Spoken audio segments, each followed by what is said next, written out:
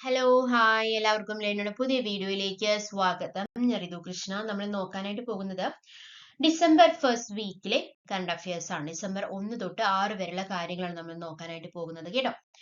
നമ്മുടെ ചാനലിന്റെ പേരെന്താണ്? Learn in GK and current affairs ആണ്. Why do I ask you to subscribe? Because നമ്മൾ വീക്ക്ലി കറണ്ട് അഫയേഴ്സ് അപ്ലോഡ് ചെയ്യാറുണ്ട്, മന്ത്ലി കറണ്ട് അഫയേഴ്സ് അപ്ലോഡ് ചെയ്യാറുണ്ട്, yearly current affairs upload ചെയ്യാറുണ്ട്. Okay, അപ്പോൾ ആദ്യത്തെ ചോദ്യം ഇതാണ്: who was recent sworn in as the 15th vice president of India? ഇന്ത്യയുടെ 15ാമത്തെ ഉപരാഷ്ട്രപതി ആയിട്ട് തിരഞ്ഞെടുക്കപ്പെട്ടത് അല്ലെങ്കിൽ സത്യപ്രതിജ്ഞ ചെയ്തത് ആരാണ് എന്നുള്ളതാണ് ചോദ്യം. ആരാണ്? CP Radhakrishnan, the new vice president of India അല്ലെ. അദ്ദേഹത്തിന്റെ ഫുൾ നെയിം എന്താണ്? ചന്ദ്രപുരം പൊന്നുസ്വാമി രാധാകൃഷ്ണൻ എന്നുള്ളതാണ് അദ്ദേഹത്തിന്റെ CP എന്താണ്? ചന്ദ്രപുരം പൊന്നുസ്വാമി രാധാകൃഷ്ണൻ എന്നുള്ളതാണ് അദ്ദേഹത്തിന്റെ ഫുൾ നെയിം എന്ന് പറയുന്നത്. ഡേറ്റ് ഓഫ് ബർത്ത് എപ്പോഴാണ്? May 4, 1957 ആണ്. പ്ലേസ് ഓഫ് ബർത്ത് തിരുപ്പൂർ, തമിഴ്നാട്ടിലെ തിരുപ്പൂരിൽ നിന്നുള്ളതാണ് അല്ലെ. അദ്ദേഹം തമിഴ്നാട്ടിലെ തിരുപ്പൂരിൽ നിന്നുള്ളതാണ്. അദ്ദേഹത്തിന്റെ education bachelor of business administration BBA from VO Chidambaram college, Thoothukudi. So, who was recently sworn in as the 15th Vice President of India? The right answer is CP Radhakrishnan. അദ്ദേഹത്തിനെ കുറിച്ച് കൂടുതലായിട്ടുള്ള കാര്യങ്ങൾ എന്തൊക്കെയാണ് പറയാനുള്ളത്? തമിഴ്നാട്ടിൽ നിന്നുള്ള അല്ലെ CP രാധാകൃഷ്ണൻ ഇന്ത്യയുടെ 15ാമത്തെ ഉപരാഷ്ട്രപതിയായിട്ട് എപ്പോഴാണ് തിരഞ്ഞെടുക്കപ്പെട്ടത്? സെപ്റ്റംബറിലാണ് തിരഞ്ഞെടുക്കപ്പെട്ടത്. കറക്റ്റ് ഡേറ്റ് പറയുകയാണെങ്കിൽ സെപ്റ്റംബർ 9-നാണ് തിരഞ്ഞെടുക്കപ്പെട്ടത്. NDA സ്ഥാനാർത്ഥിയായിട്ട് മത്സരിച്ച രാധാകൃഷ്ണൻ പ്രതിപക്ഷ പാർട്ടികളുടെ സ്ഥാനാർത്ഥിയും മുൻ സുപ്രീം കോടതി ജഡ്ജിയുമായിട്ടുള്ള B സുദർശൻ റെഡ്ഡിയെ 152 വോട്ടുകൾക്കാണ് പരാജയപ്പെടുത്തിയത് കേട്ടോ. 98.2%, അതായത് 767 വോട്ടുകളിലും NDAക്ക് കിട്ടിയത് 452 വോട്ടും പ്രതിപക്ഷത്തിന് 300 വോട്ടുമാണ് ലഭിച്ചത്. 15 വോട്ടുകൾ അസാധുവായിരുന്നു കേട്ടോ. ഉപരാഷ്ട്രപതി പദവിയിൽ 2 വർഷം ബാക്കി നിൽക്കെ ജഗദീപ് ധൻകർ രാജിവെച്ചതിനെ തുടർന്നാണ് അവിടെ ഒരു വേക്കൻസി വന്നത് അല്ലെ. തമിഴ്നാട് തിരുപ്പൂർ സ്വദേശിയായിട്ടുള്ള CP രാധാകൃഷ്ണൻ മഹാരാഷ്ട്ര ഗവർണർ സ്ഥാനത്ത് നിന്ന് ഉപരാഷ്ട്രപതി പദവിയിൽ എത്തിയാണ്. മഹാരാഷ്ട്ര ഗവർണർ സ്ഥാനത്ത് നിന്നാണ് ഇപ്പൊ എന്ത് പദവിയിൽ എത്തുന്നത്? ഉപരാഷ്ട്രപതി പദവിയിൽ എത്തുന്നത് കേട്ടോ. RSSലൂടെ പൊതുരംഗത്ത് വന്ന അദ്ദേഹം 1998-ലും 1999-ലും കോയമ്പത്തൂരിൽ നിന്നും BJPയെ പ്രതിനിധീകരിച്ച് ലോക്സഭയിലേക്ക് തെരഞ്ഞെടുക്കപ്പെട്ടിട്ടുണ്ട്. ലോക്സഭയിലേക്ക് തെരഞ്ഞെടുക്കപ്പെട്ട വർഷം ഏതാണ് എന്ന് ചോദിച്ചു കഴിഞ്ഞാൽ അത് എത്രയാണ്?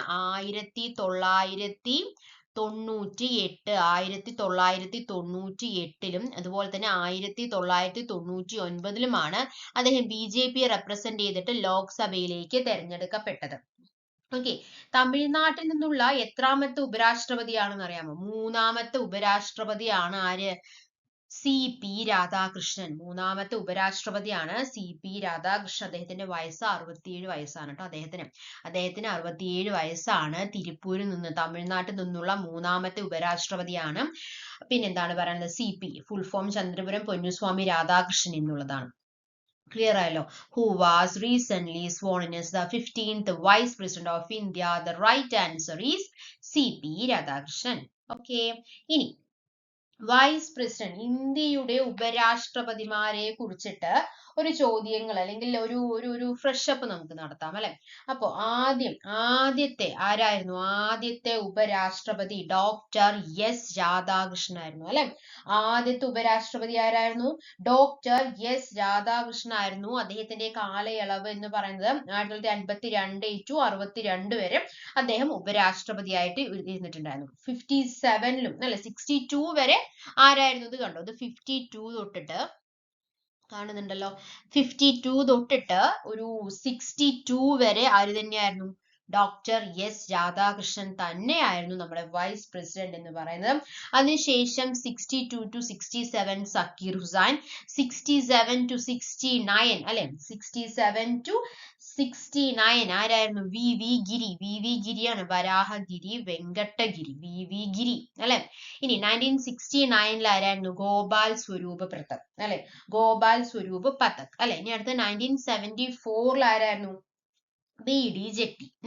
1979-ല് മുഹമ്മദ് മുഹമ്മദ് എന്താണ് ഹിദായത്തുള്ള അല്ലെ മുഹമ്മദ് ഹിദായത്തുള്ള.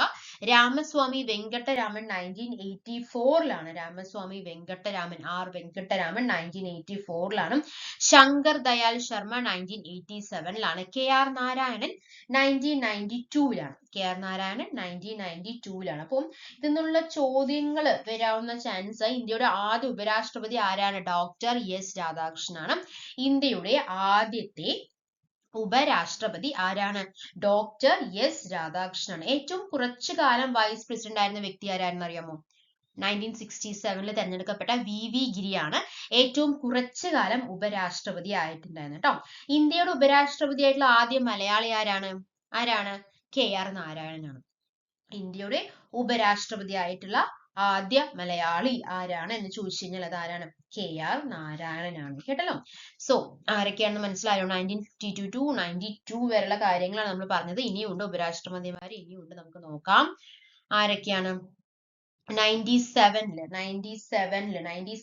ആരാണ് വന്നിരിക്കുന്നത്? കിഷൻ കാന്ത് 97 2002 ആരാണ് വന്നിരിക്കുന്നത്? ബൈറോൺ സിംഗ് ഷെഖാവത്ത് അല്ലെ, ബൈറോൺ സിംഗ് ഷെഖാവത്ത്. 2007 മുഹമ്മദ് ഹമീദ് അൻസാരി 2007 മുഹമ്മദ് ഹമീൻ അൻസാരി അല്ലെ. 2012 അദ്ദേഹം തന്നെയായിരുന്നു. 2017 വെങ്കയ്യ നായിഡു തെരഞ്ഞെടുക്കപ്പെട്ടത് കേട്ടോ. 2017 അല്ലെ, 2017 വെങ്കയ്യ നായിഡു. 2017 വരെ 2007 തൊട്ട് 10 വർഷത്തോളം ആര് തന്നെയായിരുന്നു വൈസ് പ്രസിഡന്റ്? മുഹമ്മദ് ഹമീദ് അൻസാരി തന്നെയായിരുന്നു വൈസ് പ്രസിഡന്റ്. ഓക്കെ അല്ലേ? ഇനി അടുത്ത ചോദ്യത്തിൽ കിടക്കാം. Who become the Nepal's first woman prime minister എന്നുള്ളതാണ് ചോദ്യം. നേപ്പാളിലെ ആദ്യത്തെ വനിതാ പ്രധാനമന്ത്രിയും അതുപോലെ തന്നെ ഒരുപാട് തെരഞ്ഞെടുപ്പുകൾ നടന്ന ഒരു മാസമാണ് അല്ലെ പ്രധാനമന്ത്രി, വൈസ് പ്രസിഡന്റ്. ഇനിയുണ്ട് കേട്ടോ. ഫ്രാൻസിലും പുതിയ പ്രസിഡന്റ് വന്നിട്ടുണ്ട്. അതൊക്കെ നമുക്ക് നോക്കാം. അപ്പൊ ആരാണ്? Who become the Nepal's first woman prime minister എന്നുള്ളതാണ് ചോദ്യം. ആരാണ് മക്കളെ? The right answer is Sushila Karki.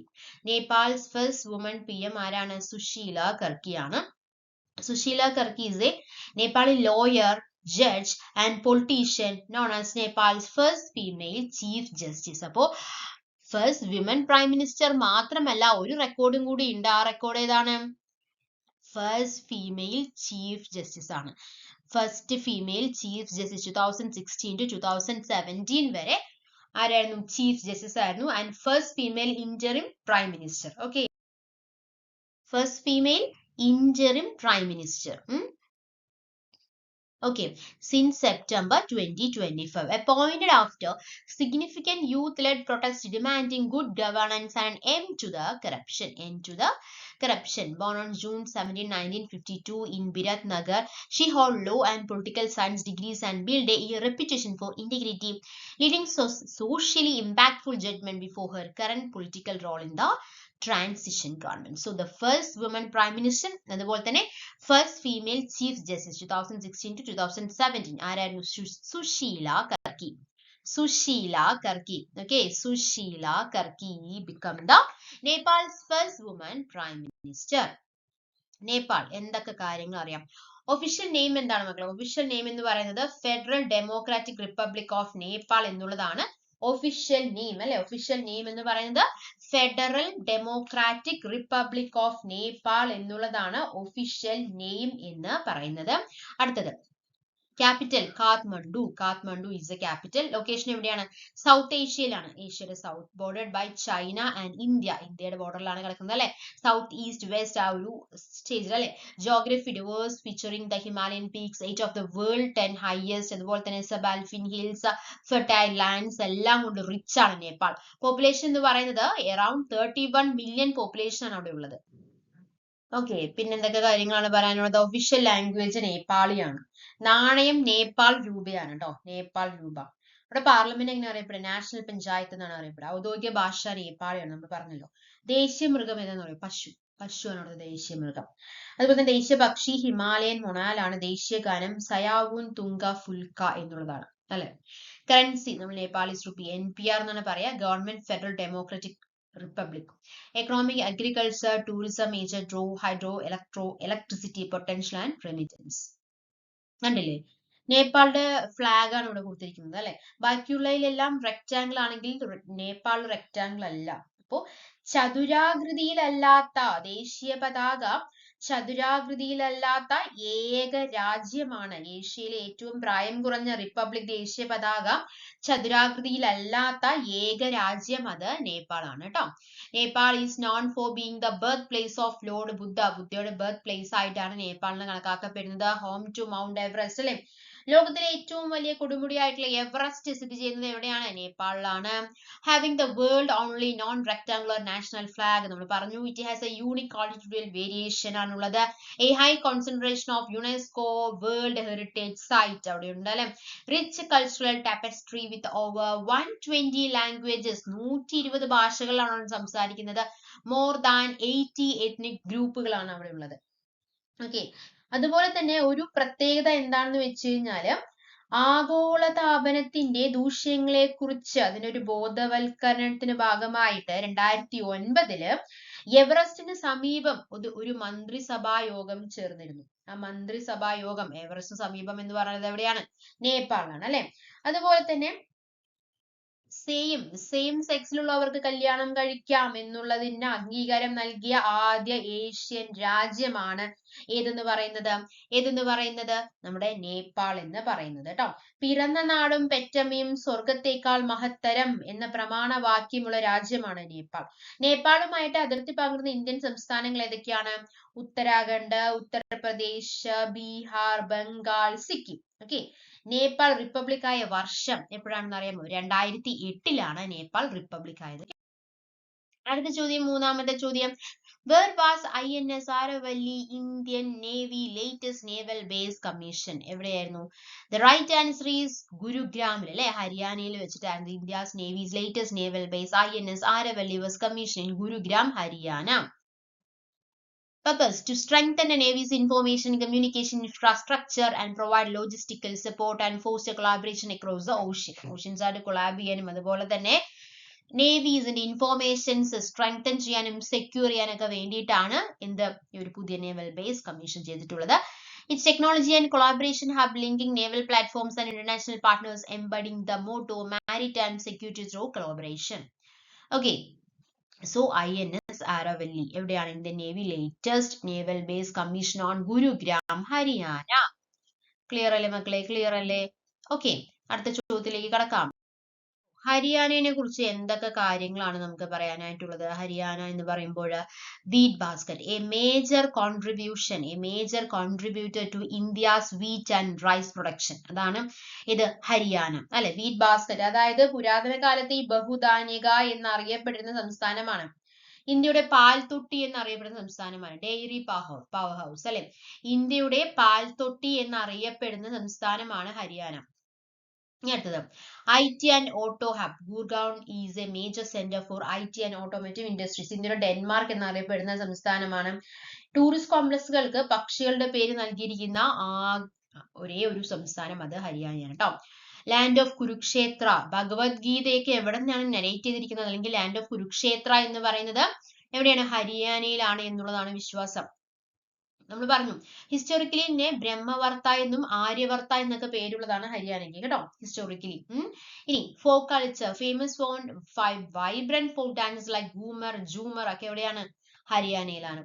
State tree Bodhi tree ആണ് അല്ലെ. സ്റ്റേറ്റ് സിംബൽസ് നമുക്ക് നോക്കാം. ഏതാണ്? സ്റ്റേറ്റ് ആനിമൽ ബ്ലാക്ക് ബക്ക് ആണ്. സ്റ്റേറ്റ് ആനിമൽ ബ്ലാക്ക് ബക്ക്, അതായത് കൃഷ്ണമൃഗം എന്നാണ് ഈ ബ്ലാക്ക് ബക്ക് എന്ന് പറയുന്നത്. സ്റ്റേറ്റ് ബേർഡ് എന്ന് പറയുന്നത് ഏതാണ്? ബ്ലാക്ക് ഫ്രാങ്കോളിൻ ആണ് അല്ലെ. ബ്ലാക്ക് ഫ്രാങ്കോളിൻ ആണ്. സ്റ്റേറ്റ് ഫ്ലവർ ഏതാണ്? ലോട്ടസ് ആണ് state flower. Okay, so these are the state symbols and identity of the state Haryana. Clear? ഇനി എന്തൊക്കെ കാര്യങ്ങളാണ് നമുക്ക് ഹരിയാനയെ കുറിച്ച് പറയാനായിട്ടുള്ളത്? നമ്മൾ പറഞ്ഞു പുരാതന കാലത്ത് ബഹുധാന്യക എന്നറിയപ്പെട്ടിരുന്ന സംസ്ഥാനമാണ്. ഇന്ത്യയുടെ പാൽത്തൊട്ടി എന്നറിയപ്പെടുന്ന സംസ്ഥാനമാണ്. ഇന്ത്യയുടെ ഡെൻമാർക്ക് എന്നറിയപ്പെടുന്ന സംസ്ഥാനമാണ്. ഈ സ്മാർട്ട് കാർഡ് നടപ്പിലാക്കിയ ആദ്യ ഇന്ത്യൻ സംസ്ഥാനമാണ്. ഈ പൊതുവിതരണത്തിന് സ്മാർട്ട് കാർഡ് നടപ്പിലാക്കിയ ആദ്യ ഇന്ത്യൻ സംസ്ഥാനമാണ് ഏത് പൊതുവിതരണത്തിന് സ്മാർട്ട് കാർഡ് നടപ്പിലാക്കിയ ആദ്യ ഇന്ത്യൻ സംസ്ഥാനമാണ് ഹരിയാന. ഓക്കെ, പിന്നെ നമ്മൾ പറഞ്ഞു അടുത്ത ടൂറിസ്റ്റ് കോംപ്ലക്സുകൾക്ക് പക്ഷികളുടെ പേരാണ് കൊടുത്തിരിക്കുന്നത്. പിന്നെ പറഞ്ഞല്ലോ നമ്മൾ കുരുക്ഷേത്ര യുദ്ധഭൂമി അതിന്റെയൊക്കെ പ്ലേസ് എന്ന് പറയുന്നത് ഹരിയാനയിലാണ് അല്ലെ. അതുപോലെ തന്നെ ഈ പാനിപ്പട്ട് യുദ്ധങ്ങൾക്ക് വേദിയായിരുന്ന സ്ഥലവും ഹരിയാനയിൽ തന്നെയാണ് കേട്ടോ. പിന്നെ വേറെന്താ പറയാനുള്ളത് വെച്ച് കഴിഞ്ഞാൽ എല്ലാ വോട്ടർമാർക്കും തിരിച്ചറിയൽ കാർഡ് ഏർപ്പെടുത്തിയ ആദ്യ സംസ്ഥാനം അത് ഹരിയാനയാണ്. മൊബൈൽ കോടതി നിലവിൽ വന്ന ആദ്യ സംസ്ഥാനം അത് ഹരിയാനയാണ്. അതുപോലെ തന്നെ ഏറ്റവും വനവിസ്തൃതി കുറഞ്ഞ ആദ്യ സംസ്ഥാനം അത് ഹരിയാനയാണ്. മഹാഭാരത യുദ്ധം നടന്ന കുരുക്ഷേത്ര സ്ഥിതി ചെയ്യുന്ന സംസ്ഥാനം അത് ഹരിയാനയാണ്. വിളകൾക്ക് ഇൻഷുറൻസ് ഏർപ്പെടുത്തിയ സംസ്ഥാനം അത് ഹരിയാനയാണ്. നമ്മൾ പറഞ്ഞു ഹരിയാനയുടെ ഔദ്യോഗിക ഭാഷ ഹിന്ദിയാണെന്ന് പറഞ്ഞു അല്ലെ. എന്നാൽ രണ്ടാമത്തെ അവിടുത്തെ ഔദ്യോഗിക ഭാഷ ഏതാ ചോദിച്ചാൽ എന്താ പറയാ?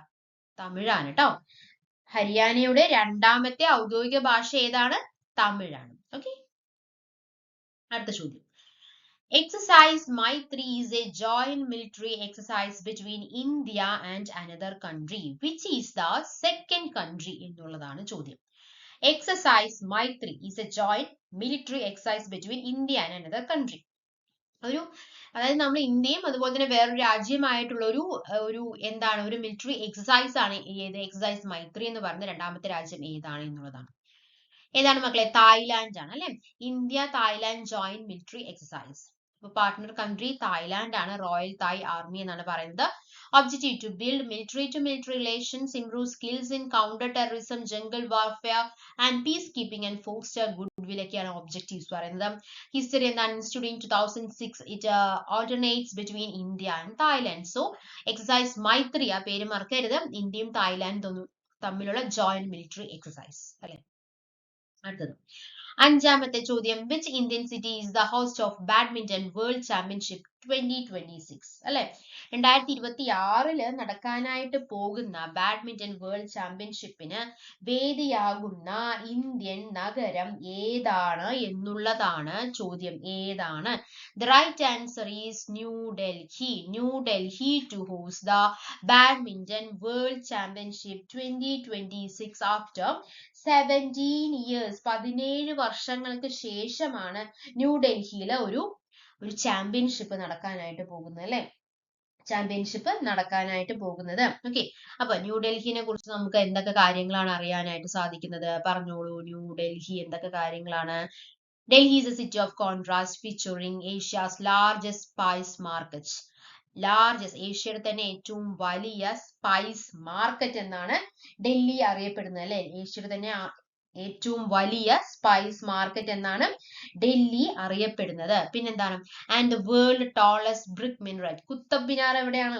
കുത്തബ് മിനാർ ന്യൂഡൽഹിയിലാണ് അല്ലെ. കുത്തബ് മിനാർ ന്യൂഡൽഹിയിലാണ്. അതുപോലെ തന്നെ എന്താണ്? While blending ancient history, red fort, Humayun's tomb with a modern development. അതായത് പണ്ടത്തെ പുരാതന കാലം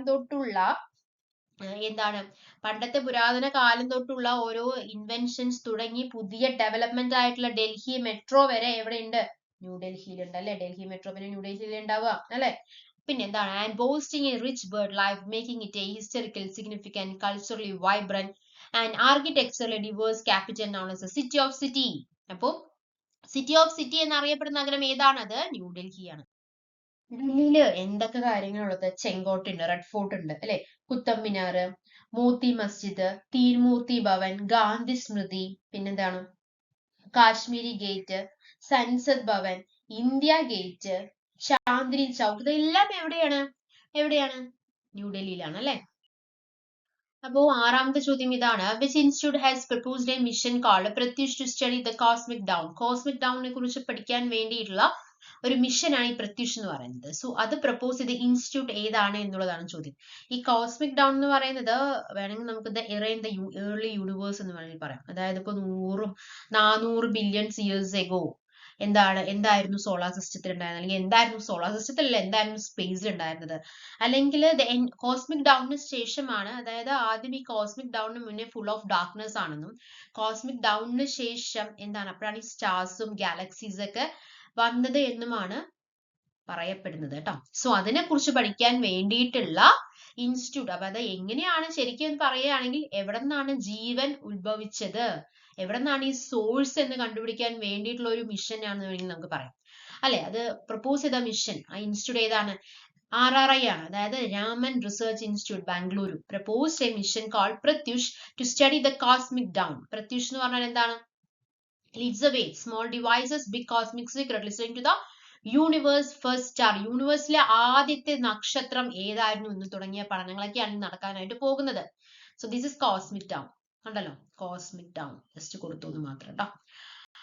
ഓക്കെ, കോസ്മിക് ഡൗൺ ഓക്കെ അല്ലേ? ഏഴാമത്തെ ചോദ്യം, which city has become the first Indian city to release an IHCAP? which city? ഏഴാമത്തെ ചോദ്യമാണ്. എന്താണ് IHCAP എന്ന് പറഞ്ഞു കഴിഞ്ഞാൽ? എന്താണ്? Integrated heat and cooling action plan ആണ് കേട്ടോ. Integrated heat and cooling action plan ആണ് IHCAP എന്ന് പറയുന്നത്. Integrated heat and cool. Okay, എഴുതണോ? എഴുതേണ്ട കാര്യമില്ലല്ലോ. Integrated heat and cool action plan ആണ് IHCAP എന്ന് പറയുന്നത്.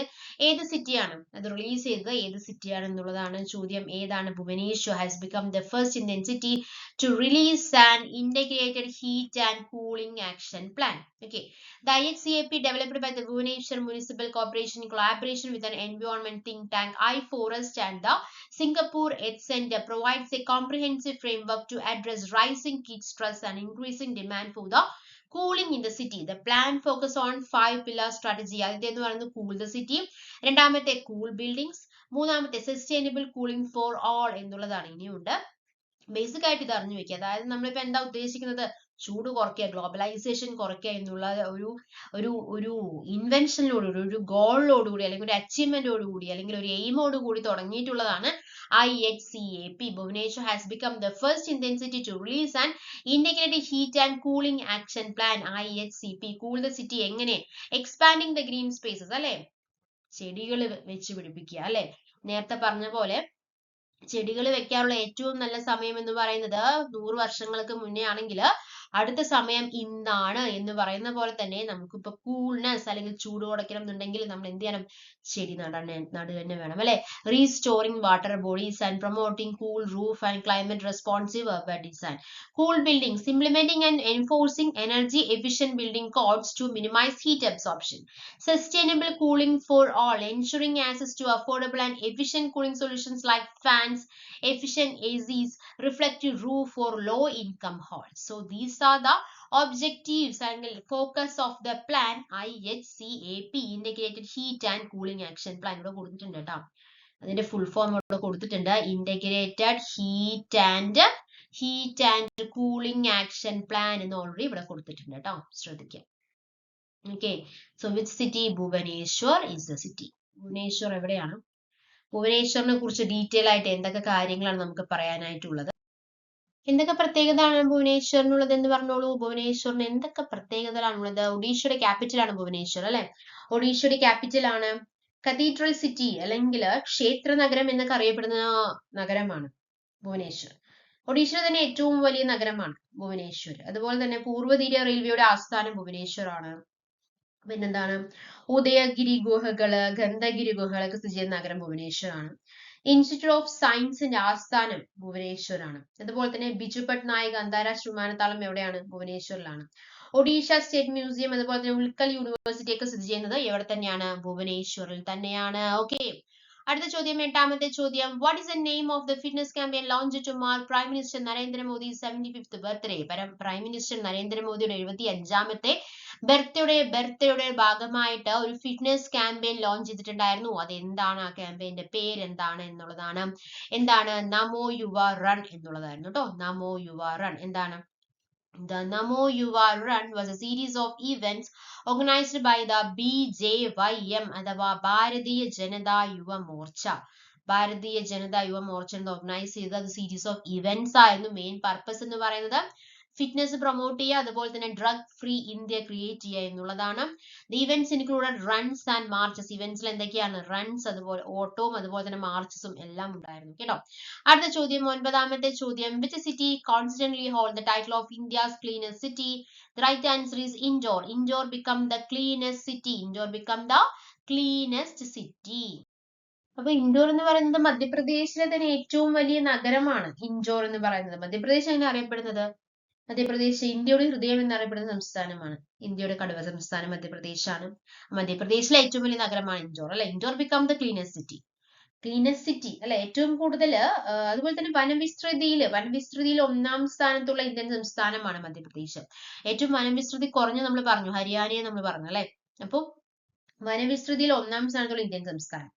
പിന്നെ ഏറ്റവും കൂടുതൽ ദേശീയോദ്യാനങ്ങൾ സ്ഥിതി ചെയ്യുന്ന സംസ്ഥാനം, ഇന്ത്യയുടെ കടുവ സംസ്ഥാനം, സോയ സംസ്ഥാനം എല്ലാം മധ്യപ്രദേശാണ്. ആ മധ്യപ്രദേശിലെ ഏറ്റവും വലിയ നഗരമായിട്ടുള്ള Indore become the cleanest city. Okay. Key winners and rankings based on the recent report 24 to 25. എന്തൊക്കെ കാര്യങ്ങളാണ്? The first cleanest city Indore, Madhya Pradesh. Second cleanest city Surat, Gujarat. ഗുജറാത്തിലെ സൂരത്തിനാണ് സെക്കൻഡ് ക്ലീനസ്റ്റ് സിറ്റി ട്ടാ. തേർഡ് വൺ എന്ന് പറയുന്നത് നേവി മുംബൈ, മഹാരാഷ്ട്ര. സോ എങ്ങനെയാണ് Indore become 1? Comprehensive waste management, waste to wealth initiative. നോക്കിക്കേ, trash to treasure എന്നൊക്കെ പറയുന്ന പോലെ അല്ലെ. വേസ്റ്റ് ടു വെൽത്ത് ഇനിഷ്യേറ്റീവ്, അതെനിക്ക് ഇഷ്ടപ്പെട്ടു. വേസ്റ്റ് ടു വെൽത്ത് ഇനിഷ്യേറ്റീവ് അല്ലെ. ട്രാഷ് ടു ട്രഷർ എന്ന് പറയുന്ന പോലെ വേസ്റ്റ് ടു വെൽത്ത് ഇനിഷ്യേറ്റീവ്.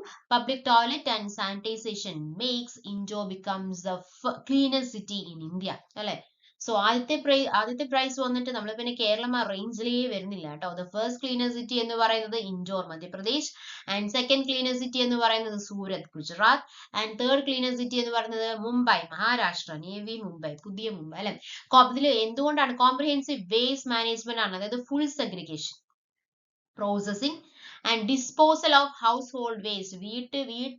വീട്ടിലെ വേസ്റ്റ് എന്ന് പറയുന്നത് കംപ്ലീറ്റ്ലി മാനേജ് ചെയ്യാൻ സാധിക്കുന്നുണ്ട് എന്നുള്ളതാണ് ഏറ്റവും വലിയൊരു. അപ്പൊ നമ്മൾ ഫസ്റ്റ് ഇൻഡോർ ആണെന്ന് പറഞ്ഞു. നമ്മുടെ റാങ്ക് എന്ന് പറയുന്നത് 50 ആണ് കേട്ടോ. കേരളത്തിന്റെ റാങ്ക് കാര്യം കൊച്ചിയാണ് നമ്മൾ ബേസ് ചെയ്തിട്ടാണ് 50 എന്നുള്ള റാങ്കിൽ വന്നിരിക്കുന്നത്. ആദ്യത്തെ നമ്മൾ പറഞ്ഞ പോലെ തന്നെ ഇൻഡോർ ആണ്. രണ്ടാമത്തെ ഇൻഡോർ അല്ലെ, ഇൻഡോർ മധ്യപ്രദേശിലെ ഇൻഡോർ ആണ്. രണ്ടാമത്തെ വന്നിരിക്കുന്നത് സൂരത്, ഗുജറാത്തിലെ സൂരത്ത് ആണെന്ന് പറഞ്ഞു നമ്മൾ. മൂന്നാമത് നേവി മുംബൈ ആണ്. നാലാമത്തെ മൈസൂരു ആണ് കേട്ടോ, കർണാടകയിലെ മൈസൂരു ആണ്. അഞ്ചാമത്തെ അഹമ്മദാബാദ് ആണ്. ആറാമത്തെ ഭോപ്പാൽ, ഏഴാമത്തെ പൂനെ, എട്ടാമത്തെ വിജയവാഡ, ഒമ്പതാമത്തെ വിശാഖപട്ടണം, പത്താമത്തെ ചണ്ഡീഗഡ്. ഇങ്ങനെയാണ് ടോപ്പ് 10 ക്ലീനസ്റ്റ് സിറ്റി എന്ന് പറയുന്നത് കേട്ടോ. ഇനി converting waste into useful products ആക്കി മാറ്റുക, വേസ്റ്റിനെ ഫ്യൂൽ ആക്കി മാറ്റുക എന്നുള്ള ഒരു കാര്യം ചെയ്യുന്നുണ്ട്. പബ്ലിക് ടോയ്ലറ്റ്സ് പ്രൊവൈഡ് ചെയ്യുന്നുണ്ട് അല്ലെ. So these are the facts that makes Indore as the best cleanest city in India അല്ലെ. അത് എപ്പോഴും കുറെ ആയിട്ട് ഇൻഡോർ തന്നെയാണ് കേട്ടോ വരുന്നത്. അടുത്ത ചോദ്യം, പത്താമത്തെ ചോദ്യം, who is the new prime minister of France? നമ്മൾ പറഞ്ഞില്ലേ, ഓരോ prime minister, president, vice president തുടങ്ങിയിട്ടുള്ള കാര്യങ്ങളെല്ലാം നടന്നുകൊണ്ടിരിക്കുന്ന ഒരു സമയമായി മാറിക്കൊണ്ടിരിക്കുകയാണ്. അപ്പം ഫ്രാൻസിന് വീണ്ടും പുതിയ പ്രധാനമന്ത്രി വന്നിരിക്കുകയാണ്. ആരാണ് എന്നുള്ളതാണ് ചോദ്യം. ഫ്രാൻസിന് വീണ്ടും പുതിയ പ്രധാനമന്ത്രി വന്നിരിക്കുകയാണ്. ആരാണ്? ദ റൈറ്റ് ആൻസർ ഈസ്, പേരെന്താണ്? സെബാസ്റ്റ്യൻ ലുക്കോർണു. ആരാണ്? സെബാസ്റ്റ്യൻ ലെക്കോർണു. എന്ത് വേണമെങ്കിലും പ്രൊനൗൺസ് ചെയ്തോളൂ, സെബാസ്റ്റ്യൻ അല്ലെ. അപ്പൊ Sebastian become the new prime minister of France. Sebastien Lecornu, born 11 June 1986, is a French politician who has served as a prime minister of France since 2025. Positioned on the right of the ideological political spectrum, Lecornu has promoted Gaullist and socially conservative belief. And here is the Sebastien Lecornu is the new prime minister of the France. അപ്പോ എന്താണ്? Conservative നേതാവായിട്ടുള്ള Sebastian ലുക്കോർണുവിനെ ഫ്രാൻസിന്റെ പുതിയ പ്രധാനമന്ത്രിയായിട്ട് അവിടുത്തെ president Emmanuel macro ആണ് കേട്ടോ. അവിടുത്തെ പ്രസിഡന്റ് ഇമ്മാനുവൽ മാക്രോ നിയോഗിച്ചിരിക്കുകയാണ്. ഇനി അവിശ്വാസത്തിലൂടെ പുറത്താക്കപ്പെട്ട പ്രധാനമന്ത്രി ഫ്രാൻസോ ബെർവിന് പകരമാണ് ലുക്കോർണുവിന്റെ നിയമനം. 2 വർഷത്തിനിടെ ഫ്രാൻസിൽ ചുമതലയേൽക്കുന്ന 5ാമത്തെ പ്രധാനമന്ത്രിയാണ് ലുക്കോർണു. 2 വർഷത്തിനിടെ ഫ്രാൻസിൽ ചുമതലയേൽക്കുന്ന 5ാമത്തെ പ്രധാനമന്ത്രിയാണ് കേട്ടോ. ഇനി കടബാധ്യതയ്ക്ക് പരിഹാരം കാണാനുള്ള ചെലവ് ചുരുക്കൽ പദ്ധതിയെ തുടർന്നാണ് ബൈറു എന്തുകൊണ്ടാണ് പുറത്താകാനുള്ള കാരണം എന്താണ്? കടബാധ്യതയ്ക്ക് പരിഹാരം കാണാനുള്ള ചെലവ് ചുരുക്കൽ പദ്ധതിയെ തുടർന്നാണ് ഇതിനു മുന്നേ ഉള്ള പ്രൈം മിനിസ്റ്റർ പുറത്താക്കപ്പെട്ടത്. സോ കൺസർവേറ്റീവ് നേതാവായിട്ടുള്ള സെബാസ്റ്റ്യൻ ലുക്കോർണുവിനെ ഫ്രാൻസിന്റെ പുതിയ പ്രധാനമന്ത്രിയായിട്ട് അവിടുത്തെ പ്രസിഡന്റ് ആരാണ്? അവിടുത്തെ പ്രസിഡന്റ് ഇമ്മാനുവൽ മാക്രോ നിയോഗിച്ചിരിക്കുകയാണ്, അല്ലെങ്കിൽ നിയമിച്ചിരിക്കുകയാണ് കേട്ടോ. സോ നമ്മൾ 10 ക്വസ്റ്റ്യൻസ് ഡിസ്കസ് ചെയ്തു അല്ലെ. അപ്പൊ എടുത്ത കാര്യങ്ങളെല്ലാം നിങ്ങൾക്ക് വളരെ വ്യക്തമായി മനസ്സിലായി. അല്ലെങ്കിൽ ഉപകാരപ്പെട്ടു എന്ന് വിശ്വസിക്കുന്നു. അങ്ങനെ ഉപകാരപ്പെട്ടിട്ടുണ്ടെങ്കിൽ നിങ്ങൾ എന്താണ് ചെയ്യേണ്ടത്? നമ്മുടെ ചാനൽ സബ്സ്ക്രൈബ് ചെയ്യുക, സപ്പോർട്ട് ചെയ്യുക. നമ്മൾ ഒരുപാട് കാര്യങ്ങൾ പറഞ്ഞു. ഡിസംബർ മാസത്തെ ഫസ്റ്റ് വീക്കിലെ കാര്യങ്ങളാണ് നമ്മൾ പറഞ്ഞത്. അതിൽ ക്ലീൻ എയർ നഗരമായിട്ട് തെരഞ്ഞെടുക്കപ്പെട്ടത് ഇൻഡോർ ആണെന്ന് പറഞ്ഞല്ലോ. അതിൽ കുറച്ച് കാര്യങ്ങളോട് പറയാനുണ്ട്, ഒന്ന് ജസ്റ്റ് ഒന്ന് കേട്ടിരിക്കാം. അതായത് കേന്ദ്ര പരിസ്ഥിതി മന്ത്രാലയം ഏർപ്പെടുത്തിയിട്ടുള്ള ക്ലീൻ എയർ സിറ്റി പുരസ്കാരം ഇൻഡോറിനാണ് ലഭിച്ചത് നമ്മൾ പറഞ്ഞല്ലോ. കേന്ദ്ര സർക്കാരിന്റെ സ്വച്ഛ് വായു സർവേക്ഷൺ പദ്ധതിയുടെ ഭാഗമായിട്ട് ഏർപ്പെടുത്തിയ പുരസ്കാരമാണിത്. 10 ലക്ഷത്തിലധികം ജനസംഖ്യയുള്ള നഗരങ്ങളുടെ വിഭാഗത്തിലാണ് കേട്ടോ ഇൻഡോറിന് ആ ഒരു അവാർഡ് കിട്ടിയിട്ടുള്ളത്. 10 ലക്ഷത്തിലധികം ജനസംഖ്യയുള്ള നഗരങ്ങളിൽ ഏറ്റവും വൃത്തിയുള്ള നഗരം Indore. Okay, so thank you, thanks for your time, bye.